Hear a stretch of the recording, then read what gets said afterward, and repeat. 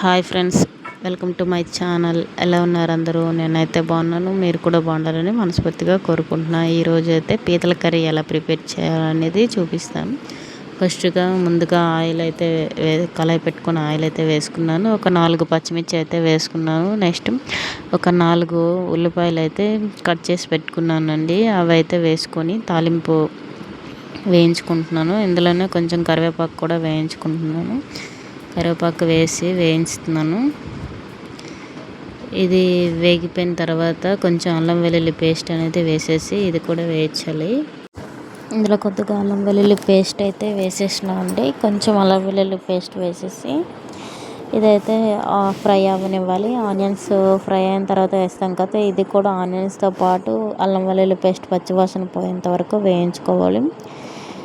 ఇందులో వేయించుకున్న తర్వాత నెక్స్ట్ ఇందులోనే ఒక స్పూను కారం, ఒక స్పూన్ ధనియాల పొడి, ఒక స్పూన్ పసుపు అయితే వేసుకుంటున్నాము.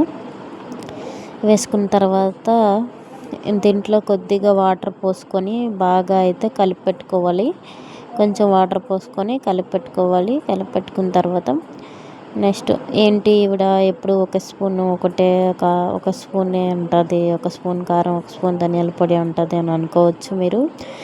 ఎందుకంటే మేము ఉండే మెంబర్స్కి మాకు అంతే కారం సరిపోతుంది. ఎందుకంటే పచ్చిమిర్చి కూడా వేస్తామండి.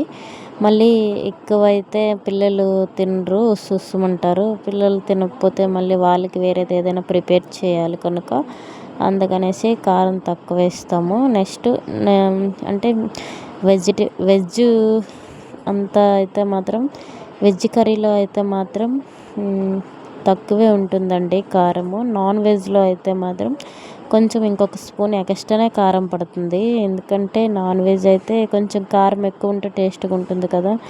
అది వెజ్లో కారం ఎక్కువ ఉంటే తినరు అండి, చాలా పెచ్చు పడతారు. నాన్ వెజ్లో కొంచెం కారం ఎక్కువ ఉన్నా సుస్సుమంటుంది కాబట్టి ఇంకా వీక్లీ 1 టైమే తెచ్చుకుంటాం కాబట్టి ఎలా అయినా తింటారు అని అనేసానని, అంతే తప్పించి ఇంకేం లేదు. దీంట్లో అయితే నాన్ వెజ్లో అయితే కొద్దిగా కారం ఎక్స్ట్రా పడుతుంది, అంతే అండి. ఫస్ట్ అయితే ఒక స్పూన్ కారం, ఒక స్పూన్ ధనియాల పొడి అయితే వేసుకున్నాను. కొంచెం పసుపు అయితే వేసుకున్నాను కదా.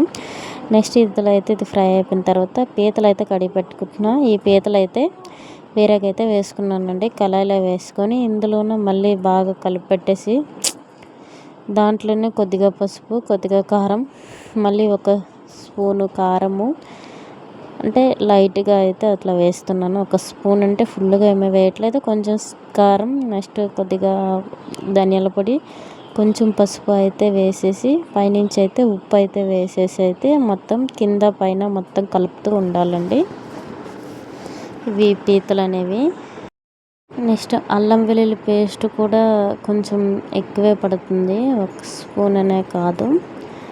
ఈ పీతల్లోకి కొద్దిగా ఎక్కువ పడుతుంది అంతేనే. నెక్స్ట్ ఒక 4 టమాటాలు అయితే తీసుకొని మిక్సీ పట్టాలండి. ఇది అయితే మా వారు అయితే చేస్తున్నారు ఈ కర్రీ. మా వారు సెలవుకి వచ్చిన ప్రతిసారి మా వారే కొంచెం నాన్ వెజ్ అని ఏమైనా చేస్తూ ఉంటారు తనేని. నెక్స్ట్ ఇవైతే టమాటాలు వేసేసి బాగా కలిపి పెట్టుకున్నామండి. లాస్ట్లో చూడండి అయిపోయింది. లాస్ట్లో కొత్తిమీర వేసుకుని దించుకుంటే అంతే అండి. ఇది అండి పీతల కర్రీ. ఈ రెసిపీ అనేది మా వారు చేశారు. మా వారికి చాలా ఇష్టం చేయడం అంటే. మా వారు చేస్తే మాకు కూడా తినడం అంటే చాలా ఇష్టం. ఇదే అండి నా వీడియో కనుక నచ్చినట్లయితే తను బాగా చేస్తారు వంట. ఈ వీడియో కనుక నచ్చినట్లయితే లైక్ చేయండి, షేర్ చేయండి, కామెంట్ చేయండి, సబ్స్క్రైబ్ చేయడం మాత్రం మర్చిపోవద్దు ఫ్రెండ్స్.